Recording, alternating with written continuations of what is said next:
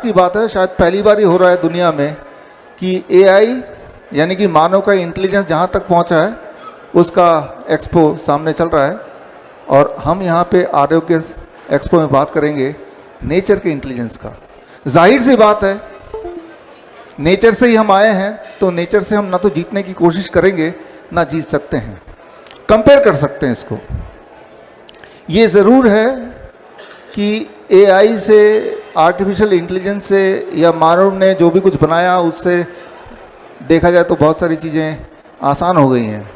लेकिन एक बात और है कि हमारा ध्यान भटकता जा रहा है कहीं और हमारे अंदर का जो इंटेलिजेंस है वो उसको हम इग्नोर कर रहे हैं।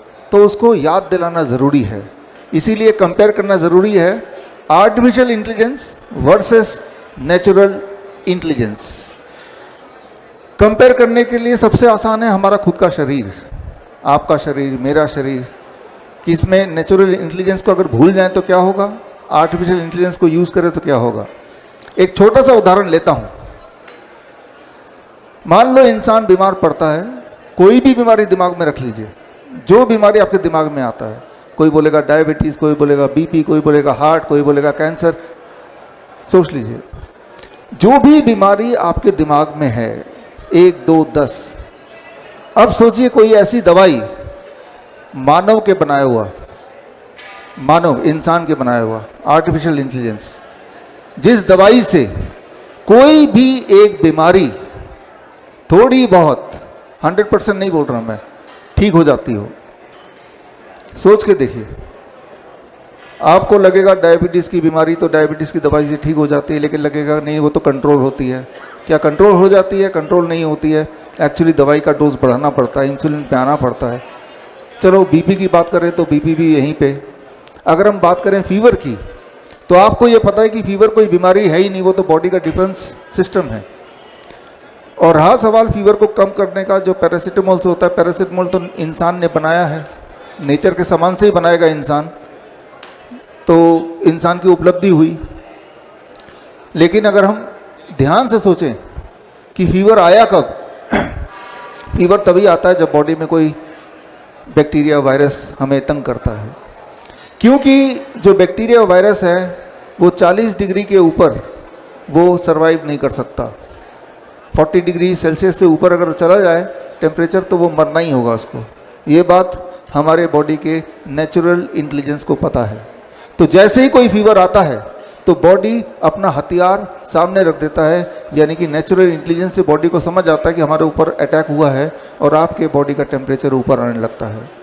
लेकिन अब आर्टिफिशियल इंटेलिजेंस, आप बॉडी के नेचुरल इंटेलिजेंस को इग्नोर करके आप सोचते हैं कि फीवर जल्दी से नीचे उतर जाए, आप एक पैरासीटामोल ले लेते हैं। और पैरासीटामोल लेने से जाहिर सी बात है वो इंटरफेयर करेगा बॉडी के नेचुरल इंटेलिजेंस से, और उससे आपका फीवर ज़बरदस्ती नीचे आएगा, जो कि आपके बॉडी का हथियार था। तो वो जो वायरस है उसको मौका मिल गया और फलने का, फूलने का।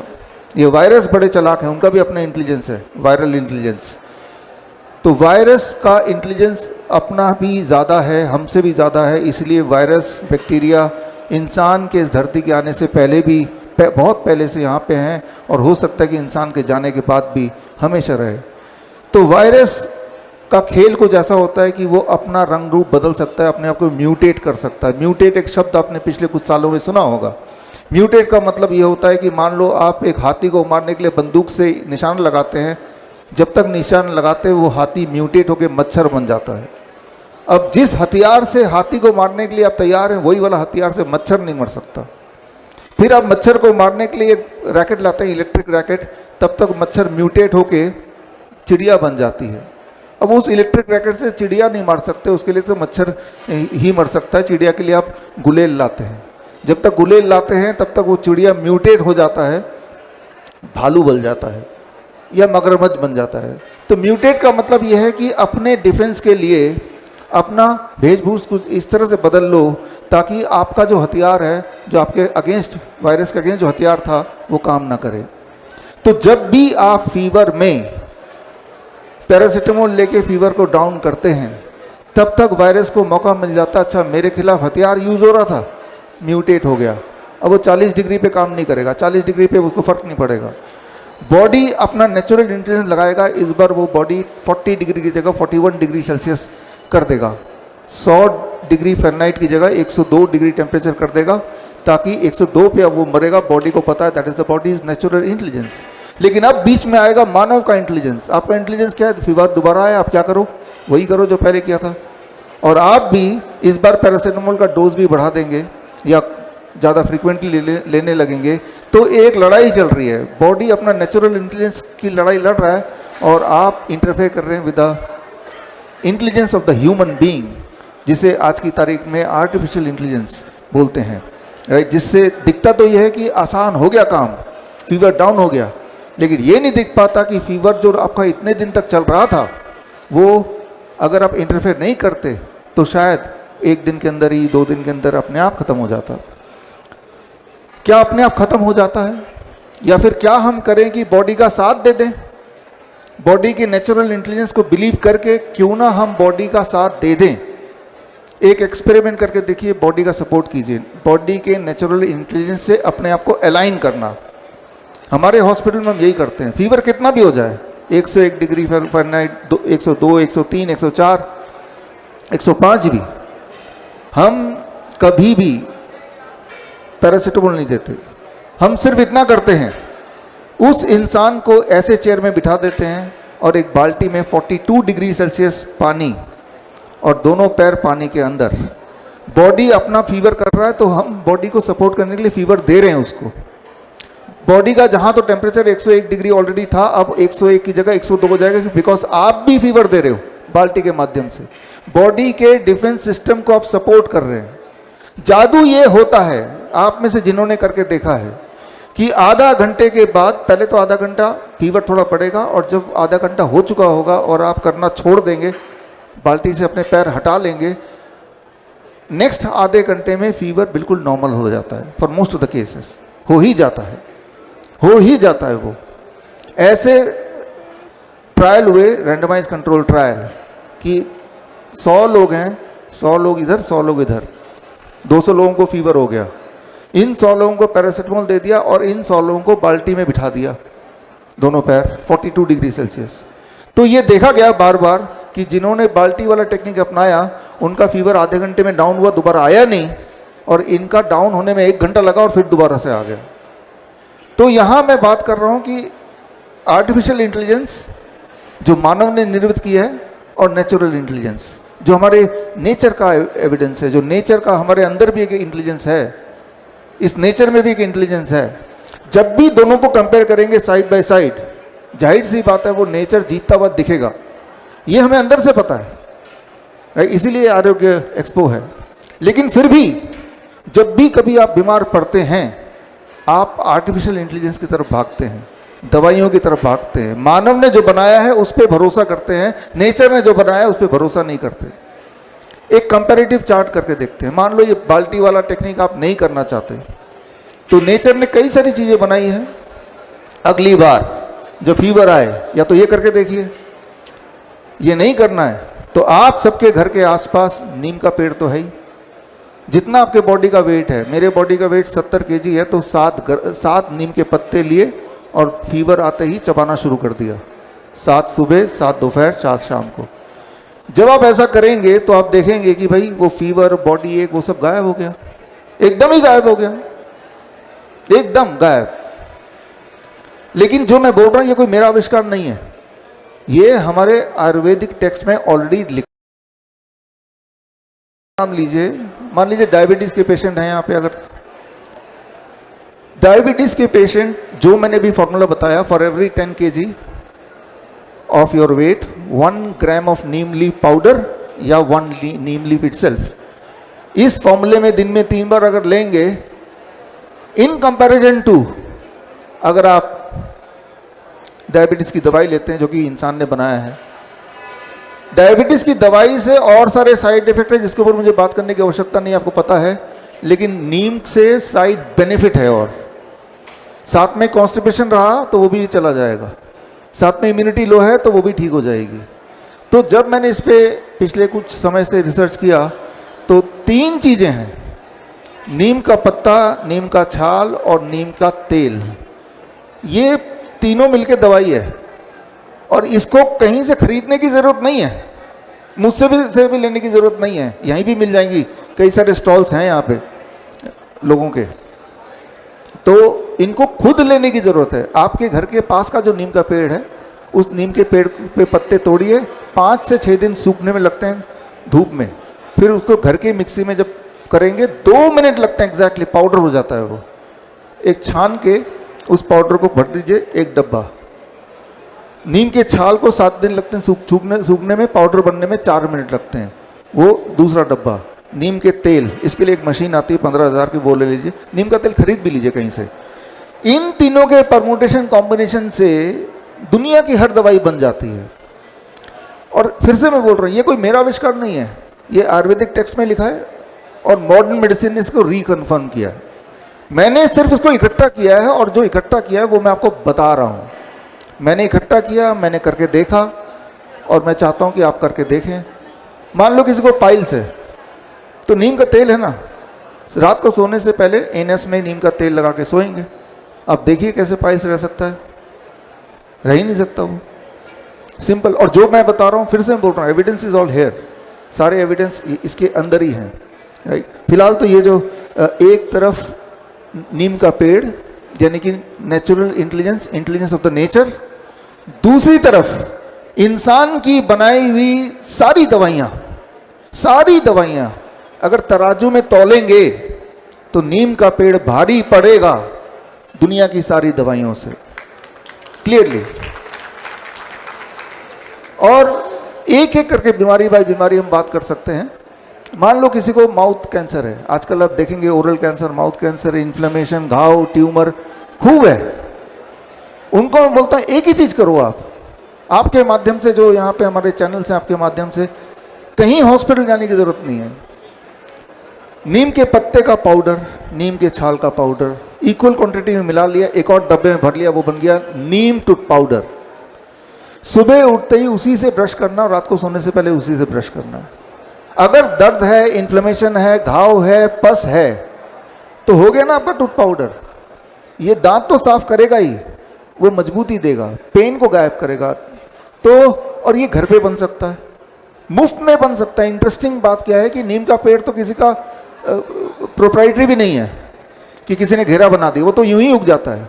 यही इकलौता ऐसा पेड़ है जो जिसपे न तो फंगस लगता है, न बैक्टीरिया लगता है, न पेस्टिसाइड की आवश्यकता है, क्योंकि ये नीम का पेड़ अपने आप में पेस्ट रेजिस्टेंट होता है।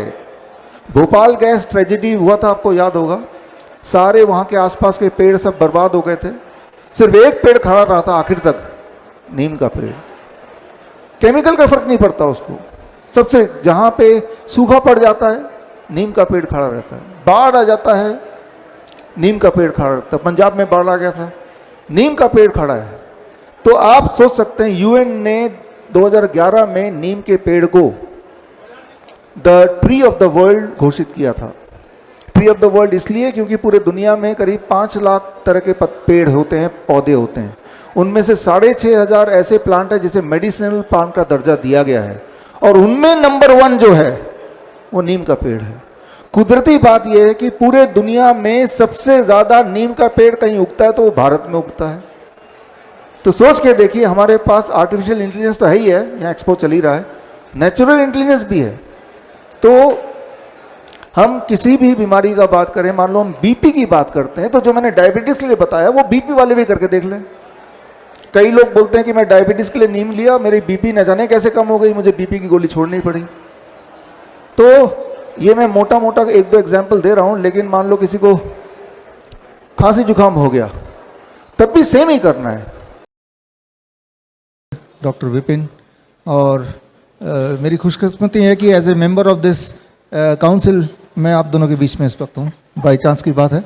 और पिछले कई वर्षों से हम लोग मित्र हैं। हर साल इस तरह के जितने भी कार्यक्रम होते हैं आप हमें इनवाइट करते हैं और आते हैं, आपने देखा भी होगा। और आपने ये भी देखा होगा कि हर साल दायरा बढ़ता जा रहा है। लास्ट ईयर थोड़ा छोटा था, उससे पहले और अभी बढ़ता जा रहा है। और इंटरेस्टिंग बात एक और है, अभी जैसे मैडम ने बोला कि हमें हर तरह की पद्धति को इंटीग्रेट करने की ज़रूरत है, best of everything, that's what's called integrated medicine. अभी आप देखें तो पूरे दुनिया में इंटीग्रेटेड मेडिसिन का एक चलन चल रहा है, लेकिन बाकी जगह पता नहीं किसी से इंटीग्रेट करेंगे, क्योंकि आयुर्वेद तो यहाँ पे है ना। वो इंटीग्रेटेड मेडिसिन आप देखेंगे बड़े बड़े देशों में ऑलरेडी इसके हॉस्पिटल्स हैं। तो जहाँ पे मॉडर्न मेडिसिन को नेचुरोपैथी है, आयुर्वेद है, पंचकर्मा है, इनसे जोड़ा जा रहा है। तो उसी तरफ बढ़ना ही आज की ज़रूरत है। और ख़ास तौर पे जो कोइंसिडेंस है आज का, कि एक तरफ इसी पवेलियन में, इसी कॉम्प्लेक्स में आगे एक तरफ एआई का सम्मेलन है और एक तरफ हमारा एनआई का सम्मेलन, नेचुरल इंटेलिजेंस। अब अगर नेचुरल इंटेलिजेंस की बात करें और उसको कंपेयर करें एआई से, मेडिकल की भाषा में एआई का मतलब जो मानव निर्मित इंटेलिजेंस, मानव ने अपने हिसाब से जो इंटेलिजेंस का एक मशीन तैयार की है, उसे हम बोलते हैं आर्टिफिशियल इंटेलिजेंस। कोई नई बात नहीं, पहले से ही आ रहा है। जितनी सारी मशीनें हैं, एक्सरे है, पेट स्कैन है, बायोप्सी है, ये सारे एआई है। कि वो मानव जो चीज़ देख नहीं सकता, मशीन की आंखों से उसको देख लेना, तो आर्टिफिशियल इंटेलिजेंस बोल सकते हैं। अगर दोनों को कंपेयर करते हैं कि मान लो हमारे पास, आपको अगर डॉक्टर बनना है फॉर एग्जांपल, घर जाके इलाज करना है किसी का, तो मैं कैसे इलाज करता हूँ? मैं पहले तो एआई यूज़ करता हूँ जो वो मुझे देता है, आखिर में मैं एनआई यूज़ करता हूँ। एआई वो लेके आता है, एआई मतलब अपना मेडिकल रिपोर्ट। मेडिकल रिपोर्ट वो होता है जो मशीन ने बनाया, उसने नहीं बनाया, वो डॉक्टर ने भी नहीं बनाया। वो मशीन में डाला ब्लड का सैंपल, या इंसान को ही मशीन के अंदर डाल दिया, या इंसान के किसी हिस्से को डाल दिया, और वो मशीन ने जो दिया वो कागज़ में आ गया, वो बन गया medical report. That is called AI, artificial intelligence. वो अपना रिपोर्ट लेके आ गया, मैं इसे आर्टिफिशियल इंटेलिजेंस बोल रहा हूँ। उस रिपोर्ट में सारे देखा, उसका ब्लड का पूरा टेस्ट देख लिया, उसका स्कैन्स देख लिए, अल्ट्रासाउंड देख लिया, पेट स्कैन वगैरह वो सब देख लिया। वो अब आता है नेचुरल इंटेलिजेंस।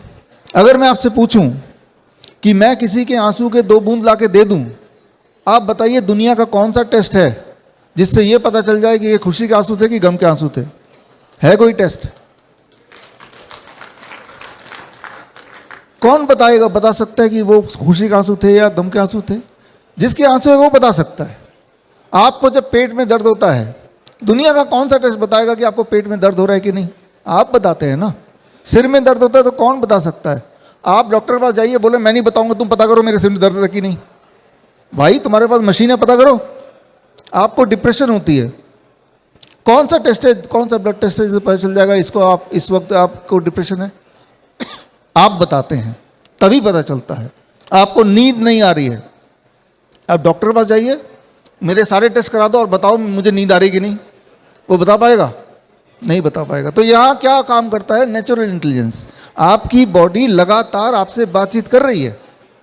आपके घुटने में दर्द क्यों दे रही है? घुटने इस लायक नहीं कि उसको दौड़ा जाए लेके, तो जब भी दौड़ने की कोशिश करेंगे तो दर्द देगा तो आप रुक जाएंगे। कुछ लोग ऐसे पैदा होते हैं, 25 लाख में से एक अभी भी दुनिया में, जिसके अंदर नेचुरल इंटेलिजेंस नहीं होती, पैदाइशी, यानी कि उसको चोट लगेगा तो एहसास नहीं होता। तो आप सोचेंगे बड़ी अच्छी बात है, कोई घूसा मारेगा उसको दर्द नहीं होगा, है ना। लेकिन इसमें दिक्कत क्या है, जैसे डायबिटीज़ के पेशेंट को होता है कि उनके पैरों में अगर कोई कील चुभ गया तो बॉडी की इंटेलिजेंस ने उसको बताया नहीं, दर्द दिया ही नहीं, तो वो कील लगा रहा, वो चलता ही जा रहा है। वो जो घर में जाके जूते खोलेगा, जब सॉक्स खून से लथपथ होंगे तब पता चलेगा। तो बॉडी लगातार बात कर रही है। तो सबसे पहले आगे रखना होगा कि बॉडी क्या बता रही है। अगर पूरे दिन भर आप एनर्जेटिक हैं, रात को अच्छी नींद आ रही है, सुबह पेट अच्छा साफ हो रहा है, तो यानी कि आप में कोई दिक्कत नहीं है। अगर आप में दिक्कत होती, सबसे पहले बॉडी आपको इंडिकेट करती, बताती नो प्रॉब्लम इन यू। तो एक तरफ आर्टिफिशियल इंटेलिजेंस जो मशीन ने रिपोर्ट दी है, दूसरी तरफ बॉडी आपको रिपोर्ट दे रही है। आजकल क्या है, हम अपने बॉडी के रिपोर्ट को इग्नोर करके मशीन के रिपोर्ट को सामने लाते हैं।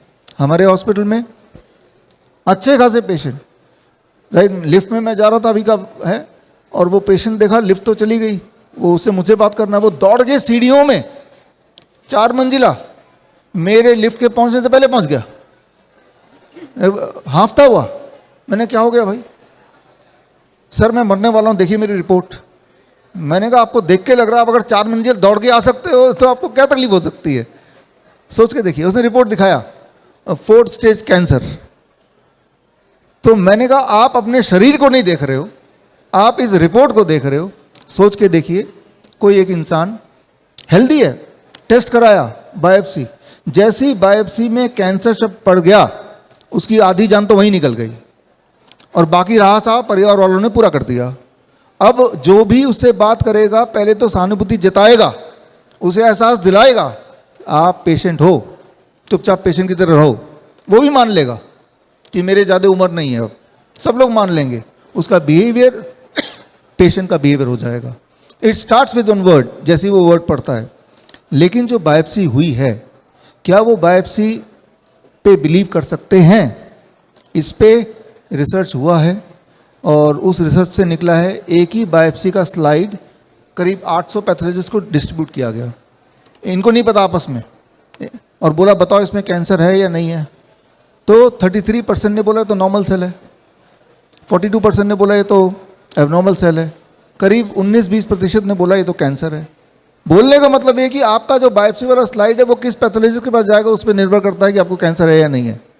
मैं ये बोलना चाह रहा हूँ सिर्फ कि अपने बॉडी के अंदर भी एक इंटेलिजेंस है, सबसे पहले उसे सुनिए और उसके बाद उसके हिसाब से आप चलिए। अगर आपके बॉडी में कोई भी पेन नहीं है, नींद अच्छी आ रही है, पेट साफ हो रहा है, एनर्जेटिक रहते हैं, तो वो आप हेल्दी हैं, मान लीजिए इसको।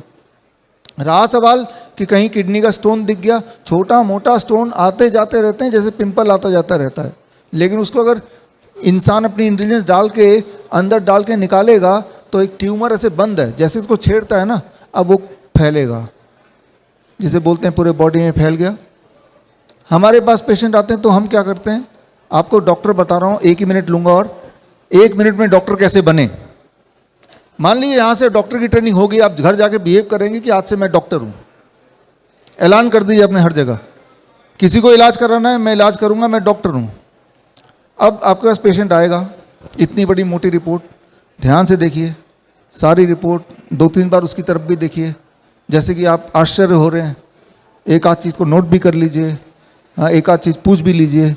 सारा कुछ कर लिया, उसको लगा कि तसल्ली से मेरी रिपोर्ट देख ली गई है ना।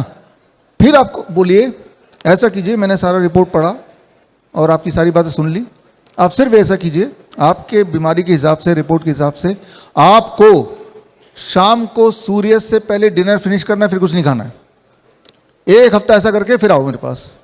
अब 1 हफ्ते बाद जब आएगा वो खुद ही बोलेगा मेरा कॉन्स्टिपेशन ठीक हो गया, मेरा पेन कम हो गया, मेरा ब्लड शुगर कम हो गया, मेरा ब्लड प्रेशर कम हो गया, सिर में दर्द कम हो गया। 1 महीने बाद वो बोलेगा मेरा 5 kg वेट भी कम हो गया। 2 महीने बाद बोलेगा कि मेरा जो ट्यूमरस ग्रोथ वो भी कम हो गया। It is called time as medicine. याद रखिए, जो भी चीज़ सूर्यास्त के बाद आप खाते हैं वो बॉडी में डिपॉजिट होता है, वही ट्यूमर है, वही स्टोन है, वही ब्लॉकेज है। और जो भी चीज़ सनसेट से पहले खाते हैं वो मेटाबॉलाइज होता है। तो एक छोटी सी बात है, आप यहाँ से घर जाएंगे एक ताला लेके जाइए और शाम के 6 बजते ही किचन में ताला लगा दीजिए, अब खाना कल ही मिलेगा। अगर आपने एक रूल ये लगा दिया, नेचर इंटेलिजेंस का रूल, तो आप देखेंगे बीमारियां अपने आप ही जो होंगी तो गायब हो जाएंगी और नहीं है तो होंगी नहीं। सर माइक उपलब्ध करवा दीजिए। प्रेस कॉन्फ्रेंस के बाद हमारे पास बोलने के लिए, उद्बोधन के लिए सर्वप्रथम श्रीमान डॉक्टर राजेश कोहली जी रहेंगे। आप विपिन यहाँ हैं ही हैं और पिछले कई वर्षों से जो जागरूकता हम करने की कोशिश कर रहे हैं, जहाँ तक हो सके कि इंसान को ये बता दें कि आपको एक ही इंसान स्वस्थ रख सकता है, वो है आप खुद। और अगर आप दवाइयों के चक्कर में पड़ जाएंगे तो सिर्फ और सिर्फ बीमार रहेंगे, वो ठीक हो ही नहीं सकते कभी। दुनिया में अगर कोई दवाई है जो इंसान को ठीक कर सकती है, वो है इंसान की अपनी what we call as NI, natural intelligence.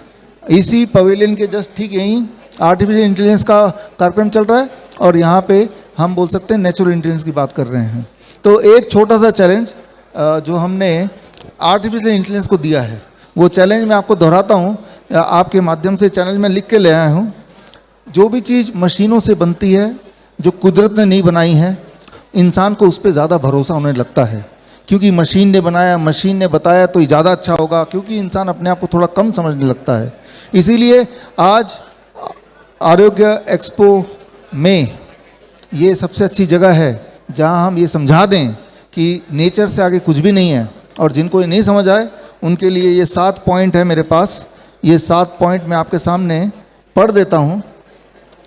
ये मॉडर्न जो ह्यूमन इंटेलिजेंस को चैलेंज करते हैं, या दवाइयाँ हैं, ड्रग्स हैं, केमिकल्स हैं, उन सब के लिए है। पहला चैलेंज ये है, क्या एलोपैथी में कोई ऐसी दवाई है जिससे कोई भी एक बीमारी 1% भी ठीक हो जाती हो? अगर तो है, आप में से कोई बताएगा जो भी मुझे सुन रहे हैं, तो मैं 10 लाख रुपए दे दूंगा। पहला चैलेंज को कोई भी बताएगा जवाब। पहला चैलेंज, एलोपैथी में कोई ऐसी दवाई दिखा दो जिससे कोई भी एक बीमारी 1% भी ठीक हो जाती हो। मैं पूरा तो बोल ही नहीं रहा, तो एविडेंस है नहीं इसका। अगर है तो मैं 10 लाख रुपए दे दूंगा। दूसरा चैलेंज है, कुत्ते के काटने के बाद लगाई जाने वाली रेबीज़ वैक्सीन केवल बेकार ही नहीं बल्कि नामुमकिन है, नहीं नुकसानदेह है। ये इस बात को कोई गलत साबित कर देगा तो मैं 10 लाख रुपए और दे दूंगा। गलत साबित करने के लिए क्या करना पड़ेगा? सबूत देने पड़ेंगे। सबूत ला के दीजिए। हो सकता है मैं गलत हूँ, तो 10 लाख रुपए देने को तैयार हूँ। है, मैं इस एक्सपो में 3 दिन रहूँगा ही, ठीक है ना। तीसरा, आप पढ़ पा रहे हैं, HIV एड्स एक गड़ा हुआ झूठ है।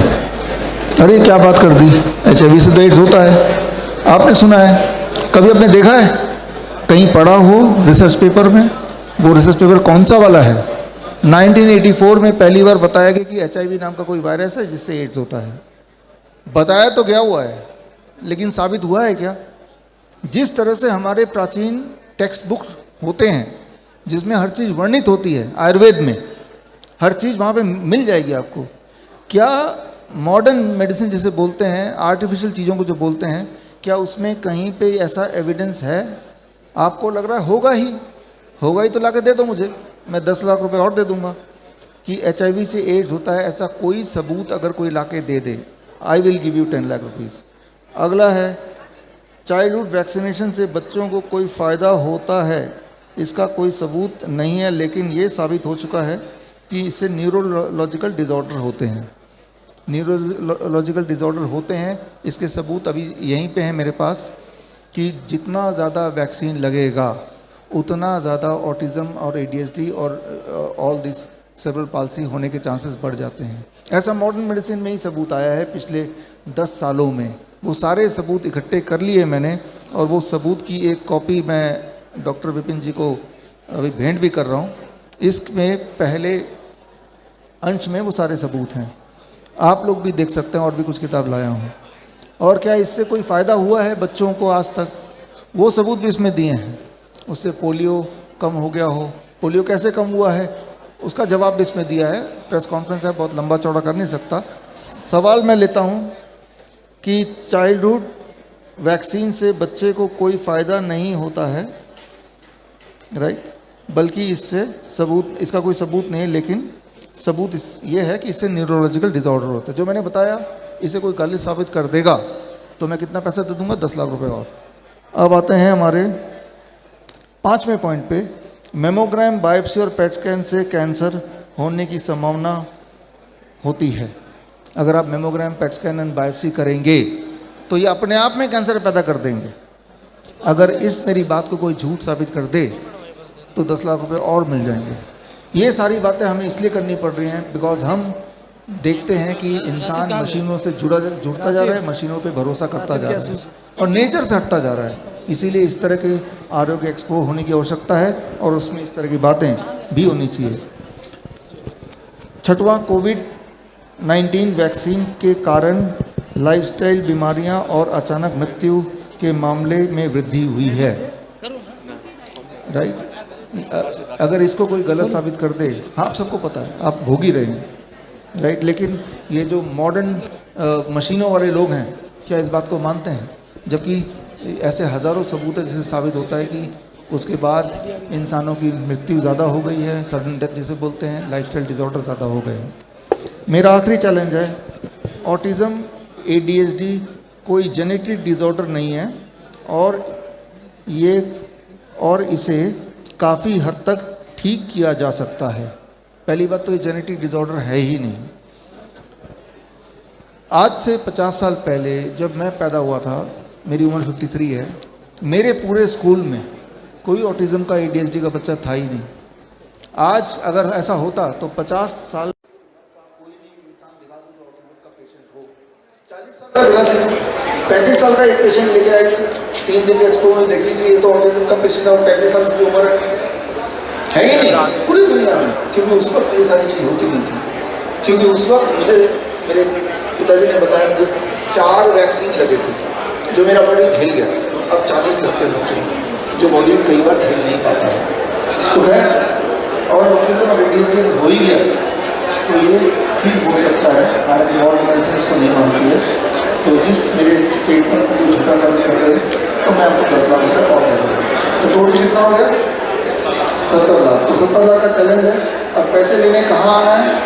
3 दिन एक्सपो में यहाँ भी आ सकते हैं, लोग यहाँ पे हैं और मैं भी मिल जाऊँगा, या फिर 7 मार्च LDG ऑडिटोरियम सुबह 10 बजे।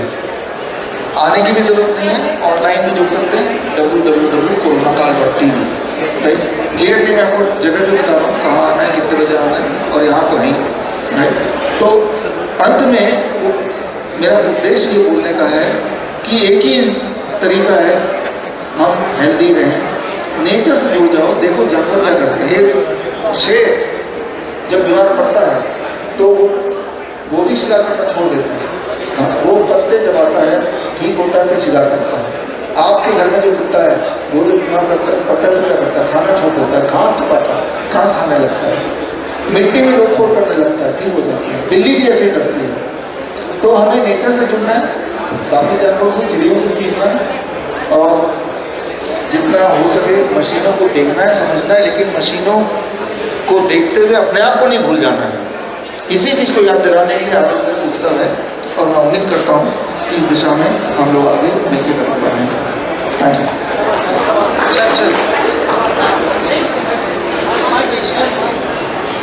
धन्यवाद।